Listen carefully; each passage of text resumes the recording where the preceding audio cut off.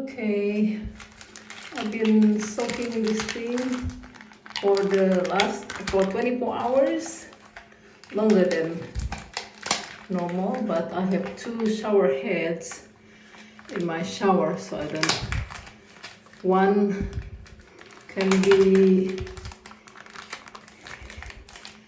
taken care of and the other one will work. I mean, one can be in service and the other one is good.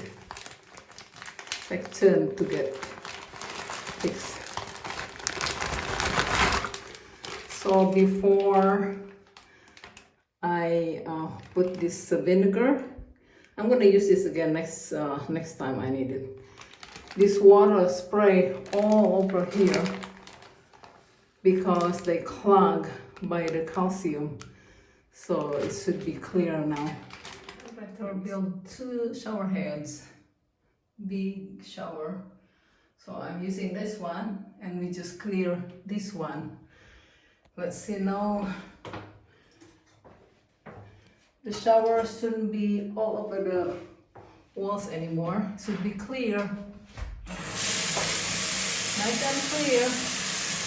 See, there is not spraying over the walls anymore. Very good.